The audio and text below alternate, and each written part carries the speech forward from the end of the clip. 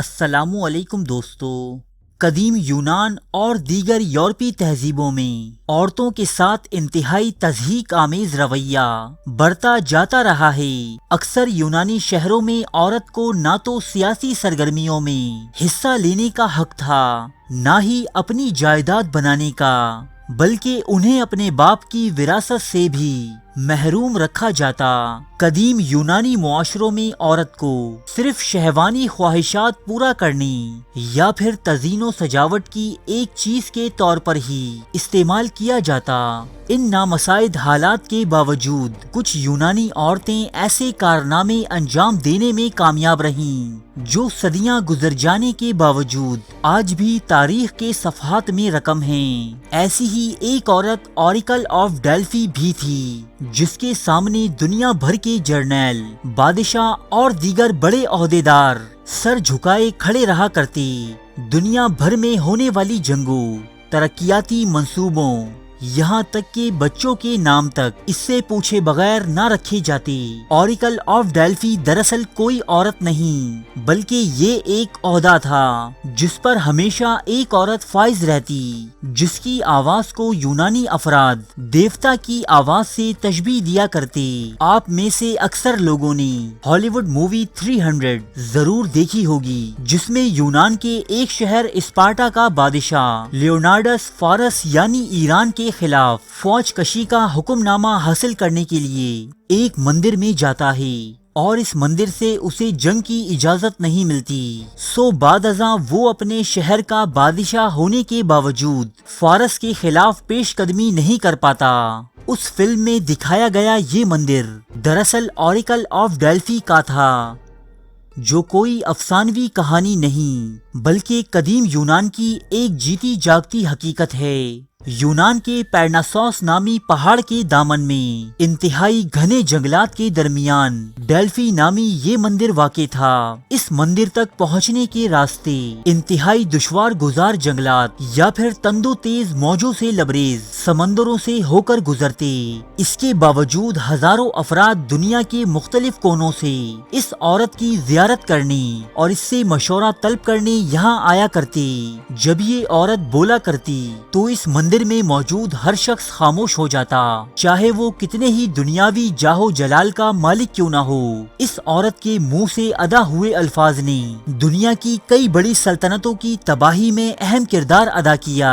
کئی بادشاہ اپنے تاج و تخت سے محروم ہو بیٹھے، تو وہیں اوریکل آف ڈیلفی کی پیشن گوئیوں کے سبب کئی عجوبے وجود میں آئے۔ مشہور زمانہ فارسی بادشاہ سائرس دی گریٹ، جسے مسلمان ذوالقرنین بھی کہتے ہیں، اس کی فتوحات میں بھی اوریکل آف ڈیلفی کا ایک بڑا کردار ہے، کیونکہ جب سائرس دی گریٹ میڈیا نامی ریاست پر فتح حاصل کر چکا تھا، تب اس کی پڑوسی ریاست لیڈیا کا بادشاہ کروزوس اوریکل آف ڈیلفی کے پاس یہ جاننے کے لیے پہنچا کہ اگر وہ سائرس پر حملہ کرے تو کیا وہ کامیاب ہوگا، جس کا جواب اوریکل نے ایک مبہم جملے کی صورت میں دیا، اور وہ جملہ تھا کہ اگر تم سائرس پر حملہ کرتے ہو تو دنیا سے ایک بڑی ریاست کا خاتمہ ہو جائے گا۔ لیڈیا کے بادشاہ نے اس جملے کو اپنی کامیابی کا ضامن سمجھتے ہوئے سائرس دی گریٹ پر حملہ کر دیا، جس کے نتیجے میں خود اسے شکست ہوئی اور لیڈیا نامی ایک وسیع سلطنت کا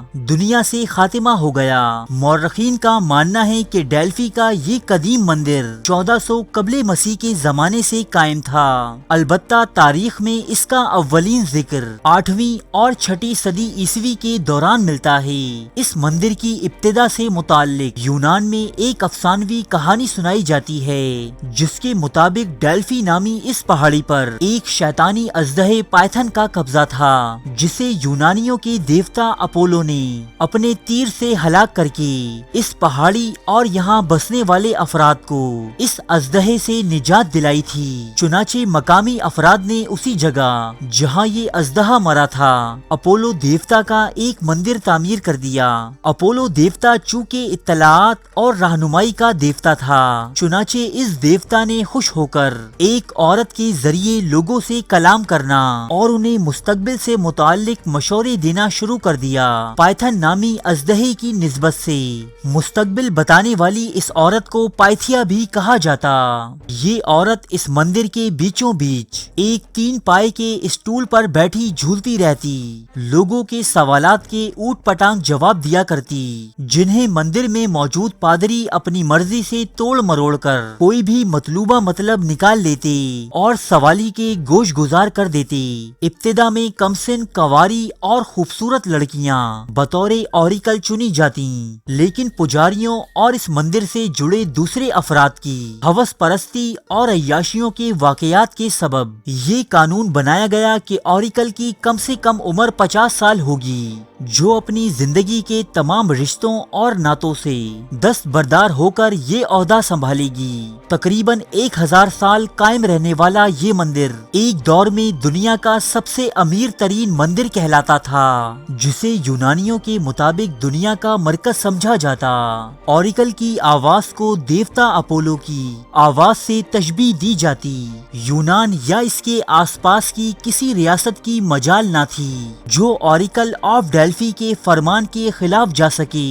سینکڑوں سال دنیا میں طاقت کا مرکز بنا رہنے والا یہ مقام وقت کی گردش اور یونانی تہذیب کے زوال کے باعث اس دنیا سے محو ہو گیا، لیکن موجودہ زمانے میں اس مندر کی کھدائی کے دوران آرکیالوجسٹ کے ہاتھوں کچھ ایسے ثبوت لگے جنہوں نے دنیا کو ورطۂ حیرت میں مبتلا کر دیا۔ دراصل ڈیلفی کا یہ قدیم مندر ایک فالٹ لائن پر تعمیر شدہ تھا۔ فالٹ لائن زمین پر پڑی اس دراڑ کو کہا جاتا ہے جو زلزلے کے سبب وجود میں آئی ہو، جبکہ اس فالٹ لائن سے میتھین، ایتھین اور ایتھیلین گیسز کا اخراج بھی نوٹ کیا گیا۔ ماہرین کا ماننا ہے کہ انہی گیسز کا مجموعہ اوریکل آف ڈیلفی نامی عورتوں پر نشے کی سی کیفیات طاری کر دیتا تھا، جس کے سبب وہ جھومنے لگتی اور مختلف مناظر ان کی آنکھوں کے سامنے لہرانے لگتے۔